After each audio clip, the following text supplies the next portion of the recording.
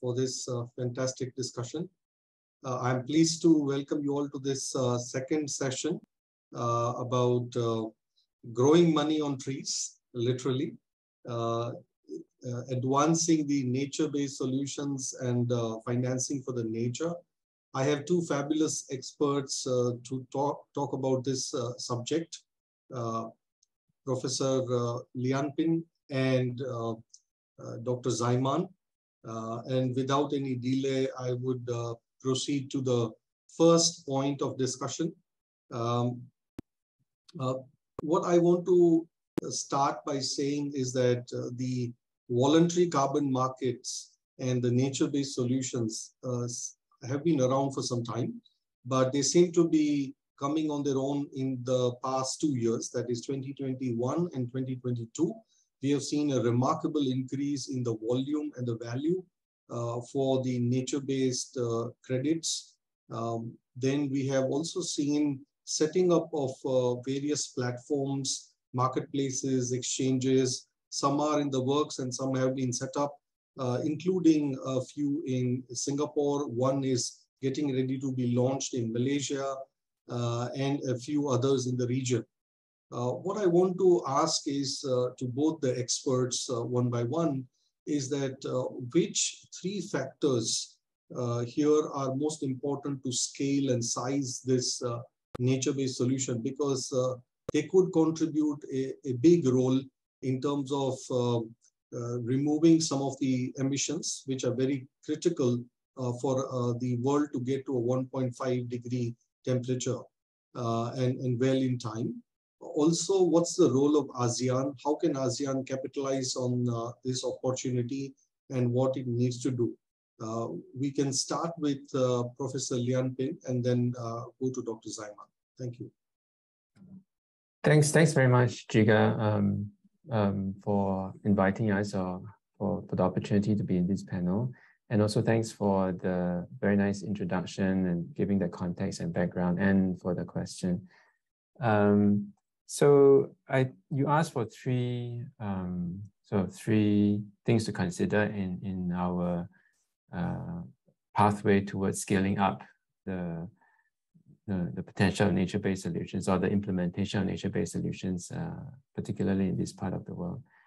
I think I can maybe try to highlight a few, and then Dzaeman can follow up and back me up as well.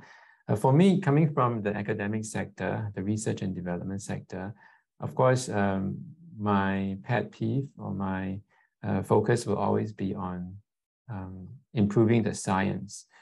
Because when we talk about nature-based solutions, we are talking essentially about living things, right? About trees, about forests, about the biodiversity and the wildlife that live in the forest. Of course, along with the communities of humans that are also dependent on the forest around the region.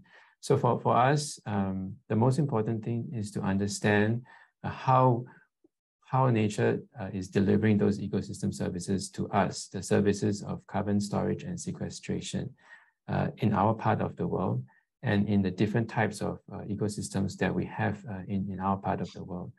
Not only the tropical terrestrial forests that we are familiar with, but also the coastal ecosystems, including mangroves and seagrass and so on.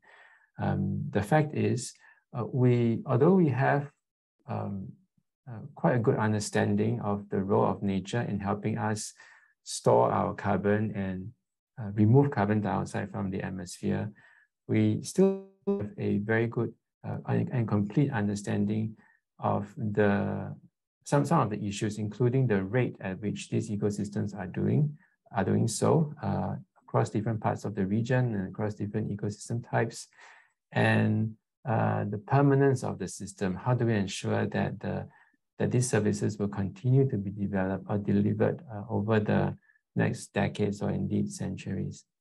So for me, understanding this science is important because the science underpins our estimate or understanding of the amount of carbon credits, the amount of climate mitigation potential that these ecosystems are delivering to us.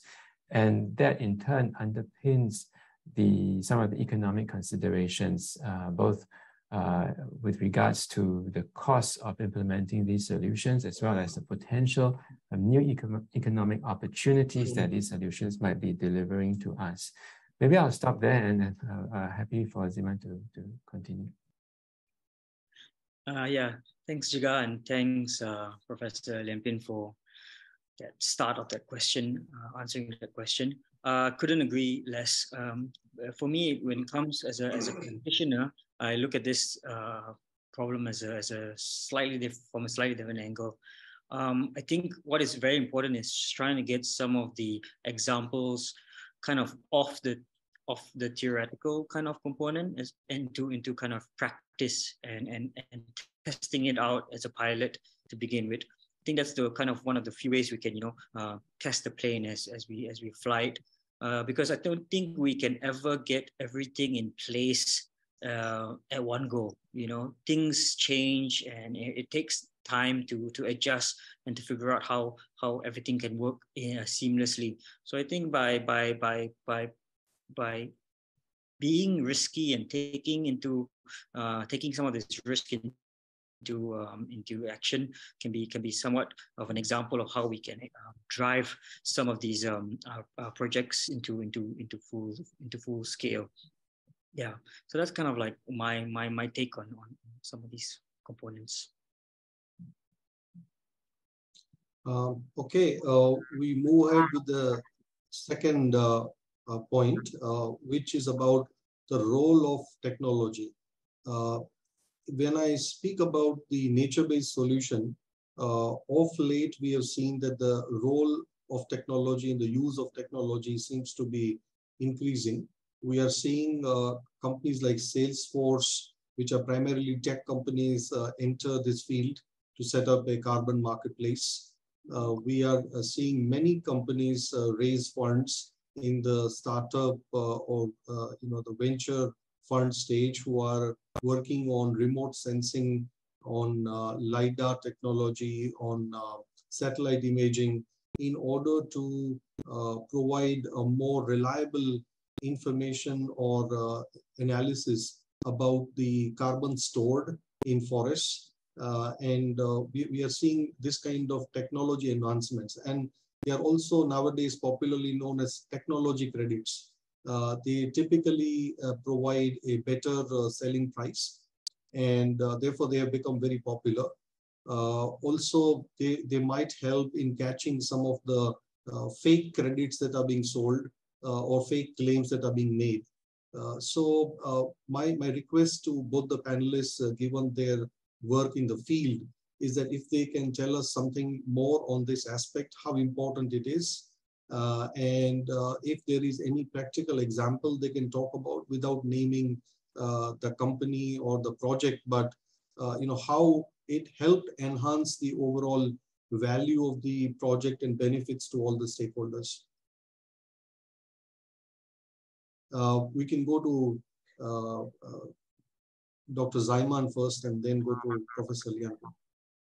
Yeah, definitely the use of technology can greatly reduce some of the man-hour cost in some of these projects. Some of these things can be very technically difficult to do and almost impossible to calculate to its true value. For example, carbon stocks in a forest in the past is done predominantly with a piece of measuring tape and a pen and paper, but as technology has moved across quite recently, the technologies that you mentioned, LiDAR, has been able to screen vast tracts of forest. So that definitely can bring down the cost and increase the accuracy of some of these projects. But even the kind of day-to-day operations of maintaining and managing forests can be used. So we looked into a couple of technologies that look at kind of the supply chain management of products, like, for example, coming out of forests, and try to see whether we can even turn that around and look into a potential app or potential use of calculating the opposite, rather than an extractive kind of tool into a kind of tool that can be used to kind of input the additionalities that you are carrying out in forests. So that will definitely bring down the pricing. It will also give more people a chance to get involved. So we see things like, certain apps where you can even reduce kind of your need of highly skilled labor to kind of go through kind of data sheets, for example. If you can put it into a digital software and you can kind of measure things out and report that to a central database, that will help a lot. So yeah, I'm quite promised to see some of these. It looks quite promising. I mean, to see some of these technologies come into play, especially for a field that has been very manual, such as forestry, for example. Thank you. Professor Lian. Yeah, thanks. So maybe I'll just supplement. Well, first of all, I agree with what Dzaeman has just mentioned, and maybe to supplement that, Dzaeman was talking about how technology, science and technology more broadly, can be useful in different parts of the process, right? From pre-project development to project development to post-project development or post-project implementation. I think technology plays different roles, and some of these roles have been highlighted by Dzaeman, including, for example, understanding using technology to monitor the performance of the project after it's been established, and so on and so forth. But what I'll do, I think I will focus on two issues, 2 points. One is about the benefits and how technology can be helpful to help us understand the benefits and co-benefits of nature-based solutions or forest carbon projects.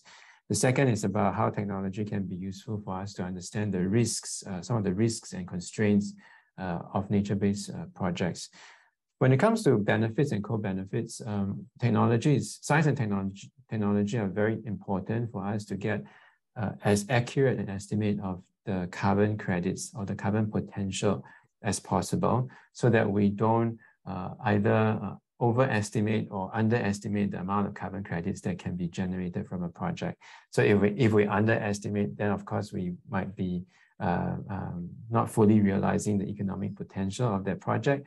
But if we overestimate, then we might be accused of greenwashing. So technology plays a very important role there, science and technology.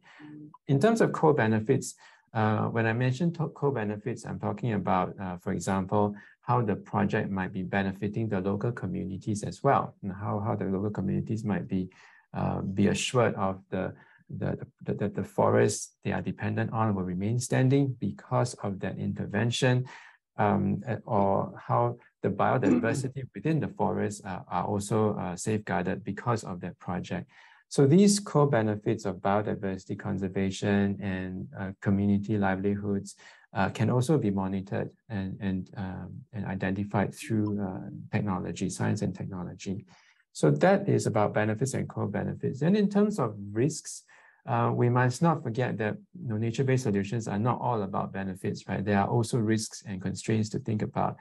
For example, Dzaeman also mentioned one of the considerations, which is additionality.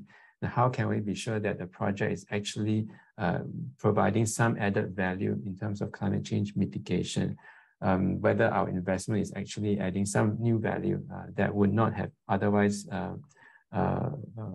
been delivered if not for this intervention.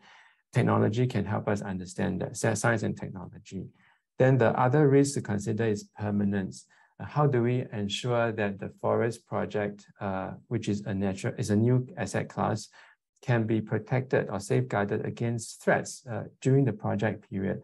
For example, in many parts of Southeast Asia, during certain parts of the year, there will be forest fires sweeping through the landscape. So technology can help us to anticipate that or monitor that and help us to respond to that in time to safeguard our assets. Then the last one and the final one that I mentioned is the risk of leakage. Now, what do I mean by leakage? Now, leakage simply means the risk of when we protect one part of the forest, we are simply diverting deforestation to another part of the forest or to another forest altogether. So then in effect, there may be no net benefit of our intervention.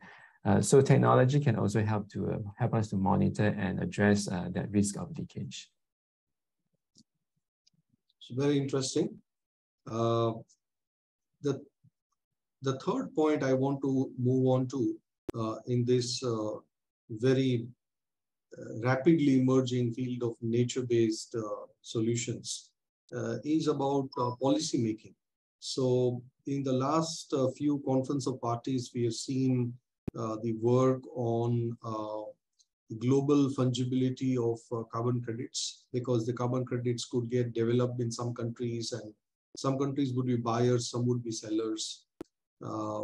Also, there are certain local regulations, and all of this also results in many times fake credits or lack of reliability, etc. And this is also one of the reasons why the scale up of the nature-based solutions or the ability to attract capital has been less than its potential. So again, on this, what are your thoughts? What you think should be done and what should not be done by governments and by global agencies, as well as some regulators who have come, such as the ICVCM and VCMI. So your thoughts on this would be very interesting. And starting with Professor Lian and then going to Dr. Dzaeman. Thanks again, Jigar. Yeah, indeed. So indeed, the COP27, which is happening soon, in 3 weeks' time, is very exciting because I think there will be a lot of discussions and a lot of anticipation on issues around Article 6, particularly 6.2 and 6.4. So for many of us, we are looking at very closely at well, maybe I can just briefly explain what they are. Article 6.2 is basically the provision for countries for bilateral negotiations and arrangements between countries, of bilateral G2G or multilateral, to essentially to trade carbon between these countries. Perhaps one country is in need of, it has a demand for a certain amount of carbon credits, and another country is a net supplier of carbon credit, and so they can come into an arrangement for them to exchange, to trade that carbon. And Article 6.2 sets down the rules for that to happen.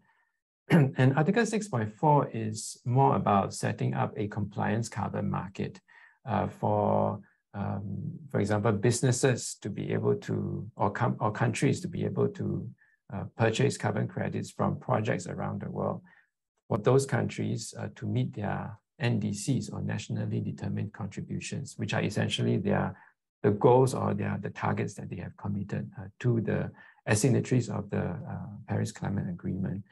Now, many of us are looking closely at how the discussions will pan out for Article 6.4, the setting up of this compliance market, particularly at the standards, discussions around standards. I think there's a lot of hope around setting high enough standards so that we can be sure that the credits being traded are of high quality, high integrity, environmental integrity, and that they do deliver what we call triple benefits to climate, to biodiversity, and to the communities. But at the same time, we are also wanting to be sure that the standards are not set too high, perhaps to constrain the supply of carbon credits to the countries and businesses that are in demand of these credits. Because if that happens, then ultimately we will be constraining the shift of capital from the buyers to the suppliers, shift of capital to implement nature-based projects in the supplier countries, which is also not good if that's too extreme. So that's maybe I'll stop there. That's what I'll be looking forward to during COP27. Dr. Dzaeman? Yeah, for me, for the upcoming conferences that are coming up, I mean, what we're looking for is a lot more kind of ways for us to be able to deliver some action on the ground. You know, being an implementer, it takes quite a long time for some of these projects to be developed. Quite a bit of time for some of the projects to be implemented. And so right now we're pretty much running out of time, and hopefully we can get a lot more kind of more risk-taking organizations out there willing to fork out and test out some of these concepts and programs before it all becomes concrete. And I think being a first mover kind of advantage, you have a lot more kind of say and a lot kind of more control over some of the projects before it becomes concrete. So I think for a practitioner on the ground, I think that's what I'm kind of looking for as a kind of outcome for this, because I know it's going to take a long time for a lot of these practices to become fully concrete, and without piloting them out in time, I think we might risk losing some of these sites, some of these potential projects if we do not act at this current moment. An additional question within this subject is whether the land title policies within the ASEAN countries in particular conducive for attracting capital for large private projects in the nature-based solutions. Any thoughts on that? Quick thoughts? So I think when it comes to private land, a lot of private land right now is actually not sitting within kind of forested regions. So you got a lot of private land, which is agriculture and of different sort of makes, such as destined for development. A lot of the forested areas are going to be, you know, and looking into kind of the state managed kind of titles and things like this. You would have to look into kind of different forested areas that are not converted yet. Perhaps that could be an option. But for those sort of land areas, we're looking at, you know, probably East Malaysia, for example, which has a lot more of the opportunities for those sort of private large scale private land. So when it comes to Peninsular Malaysia, I think we're pretty much out of large tracts from the 50,000 hectares to 100,000 hectare kind of range that you are most likely talking about. Maybe I'll jump in and also supplement that answer.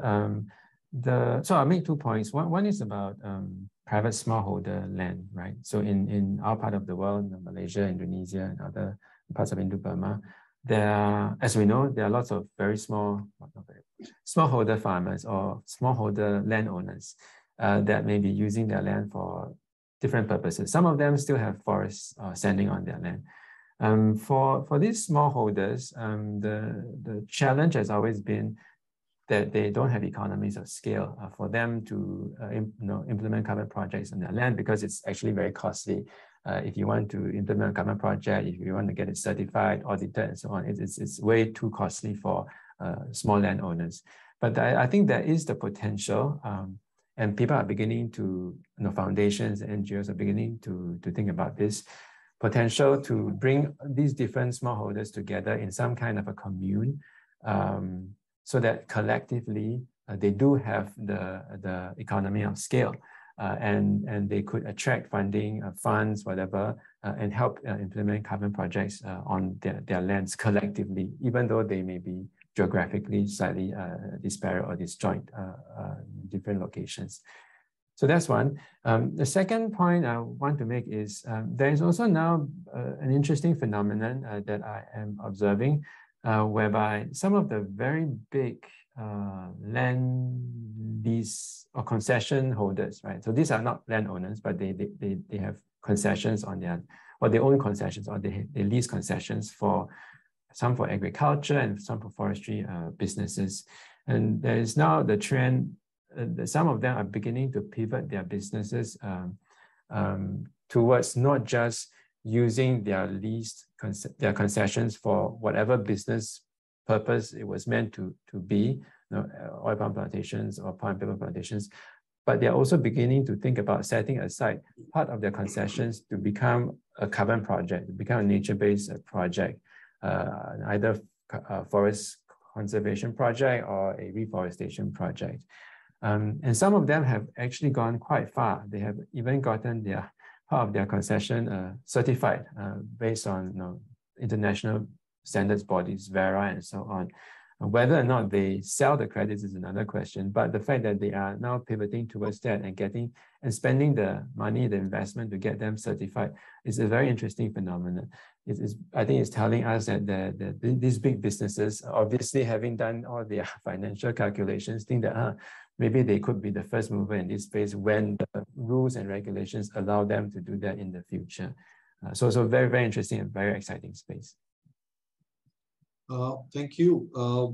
I have some questions from the audience, and I'm tempted to take that instead of pushing for one or two of my questions. So one of the question is, what is better for developing economies as a first choice for offsetting? Is it the carbon capture technology or the nature-based solutions? What is a better solution? Either of you can go for the question. Yeah, I think for me, you need to look into what solution has the most broadest range of impact. Yeah. So for a nature-based solution, you can have multiple benefits, safeguarding water catchment areas, flood mitigation, protecting biodiversity. And a lot of times the developing economies are situated in some of the most biodiverse regions in the world. So you can use some of these opportunities to make an impact on multiple kind of fronts, but at the same time also create rural jobs, job opportunities for communities that are in the rural areas. So I say that could be a very interesting model to look at if designed and developed correctly. When it comes to the technology aspect of things, the person is right. It's kind of a lot of them are kind of far-fetched and are still in the kind of development stage, and most likely will only be improving or helping a very small sector or a very small niche. So you need to take those things into considerations. I think, yeah, that's it from my side. Thank you. Yes, Professor Lian. Just a very quick one. I think also in terms of, completely agree with Dzaeman, but also in terms of the politics of these solutions, right, or the acceptability of these solutions to the general public. I think when we, compared to just thinking about climate solutions per se, if you think about nature that touches on climate, nature, and people, as Dzaeman mentioned, politically, it changes the conversation and it becomes more acceptable for a greater number of people. So I think that's why focusing on nature-based solutions is very important to activate this potential. Yeah. Thank you. One quick question is, what is the potential of NBS in Malaysia and in which areas? I think you alluded to that, Dzaeman, a little bit, but perhaps you can explain it slightly more in detail. Yeah, the potential is huge, but the opportunity cost is also needs to be taken into consideration. As many of you might or might not know, Malaysia states are very dependent on forests and primary industries for developing their kind of finances. So what needs to be taken into consideration is the cost, the opportunity cost of some of these projects. So you need to make sure that your cost per carbon is at a price that is comparable with business as usual or better. So this needs to be taken into consideration, and perhaps not only through carbon credits, but almost developing some of the costings from the ground up for some of these projects to give you a better indication of actually how much we move. Unless you come up with a project that is as lucrative as current practices on the ground, I don't think you'll get many projects moving off the ground. So it needs to be kind of developed in such a way that not only landowners benefit, but communities that are living within forests and around forests can also benefit and shift from a more extractive economy to a more kind of regenerative economy. So this needs to be kind of higher priority in order for Malaysia to reach to be up there. Okay, I think we have one last space for one last question, and that is about greenwashing. Some of the hard to abate sector companies are trying to take up nature-based solution for their decarbonization. Whether it will be considered as a legitimate activity or it will be considered a greenwashing. If they are doing it, what sort of safeguards they should take? That will be the last question for our session.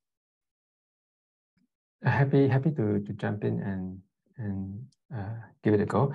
But before I get to this question, I just have a supplementary answer to the previous question about potential in Malaysia. Right? So that's a question that we get all the time, and because of that, we as in the National University of Singapore, we've actually come up with a tool, and it's a publicly and freely available tool. It's called carbonprospecting.org. So go to that website, carbonprospecting.org. So on that website, it's a digitalized map of the tropics, including Southeast Asia. You can click on wherever you're interested in, your area of interest. You can enter your own assumptions on the cost of setting up a project, a carbon project, on the price of carbon, and the calculator, the inbuilt calculator, will tell you how much carbon credits, what is the potential that will be generated from that site, what would be the return, the amount of profits, as well as some indications of the potential co-benefits that you can be expecting from that project. So encourage everyone to go there. Now, coming to this question, I think it's a very important question. Greenwashing is a big problem in the industry at the moment, both in terms of doing harm to climate change mitigation, as in not really performing or investing in projects that are not really performing, as well as doing harm in the whole community, in the whole space. It's giving the space a bad name. And then I think that is hurting the industry, the space to quite a big extent. As Dzaeman mentioned, whether or not projects would be supported through market-based mechanisms or through regulatory mechanisms, the fact is we need to implement those projects to conserve the biodiversity and to conserve the carbon. Whatever means, we need to do that regardless. So greenwashing is very bad for that.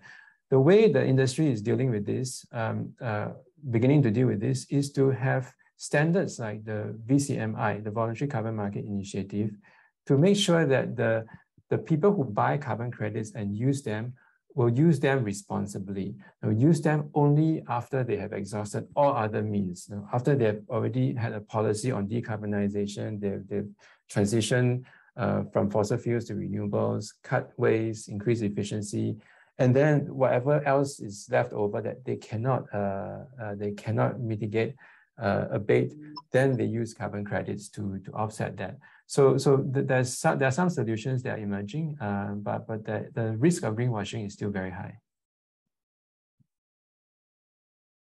Okay, Dr. Dzaeman, you want to have a go? We have probably another 3-4 minutes. Yeah, I think I would like to echo on what Professor Lian Pinko has mentioned, that coming up with your solutions that matter to your own industry is very important. If you do not change from within, it's definitely an easy route to just offset and to just finance somebody else's another organization or another method or another program to offset for your let's say sins, for example. So definitely the community and the public are very aware of this, and they are keeping an eye on basically companies who are not making any change from within and just kind of offsetting. So I think gone are the days where you can just hide behind some something and basically get away with a lot of things. Everything is quite transparent at the moment, and so if you do not carry out a lot of these initiatives with the most honest approach, I think you can be seen to be greenwashing if you're not careful. So yeah, there's a lot of mechanisms in place. There's a lot of guidelines on how to do it the best. So I think we leave it up to the companies to be the most responsible they can. Thank you. That brings us to a close. But before we let you go, let me summarize very quickly the 3 takeaways that I had from this discussion. First thing is that the nature-based solution we should look at from the perspective of the overall biodiversity. We should look at it from a scientific point of view, look at from a point of view of nature and its ecosystem and preservation of that. That will bring the overall participation to be much more better, highly qualitative. Second is the role of technology and science is extremely critical in improving the qualitative standards and even minimizing the risks associated with the nature-based offsets. So that needs to be kept in mind, and only with increased role of technology we can ensure better quality and hence better volume and better size of the sector. And the third thing is that in terms of policy, we do need, basically land is going to be an issue as we go ahead, as we scale. So a better clarity on that would be useful from the local governments, whichever country within the ASEAN, because ASEAN has tropical forests and a lot of agriculture related businesses as well. So that would help. And apart from this, I think the involvement of community and the impact on biodiversity is greater in case of nature-based solution, and hence they are a better platform for removal of carbon for emerging countries, developing economies, over and should be preferred over a technology-based carbon removal. So these are some of the key takeaways from my side from this conversation. Once again, thank you very much, Professor Lian and Dr. Dzaeman, for such a valuable insight on the subject. I would now like to invite Datin Sri Sunita Rajakumar, Chair of Climate Governance of Malaysia, to moderate the session on reimagining leadership. Over to you, Sunita.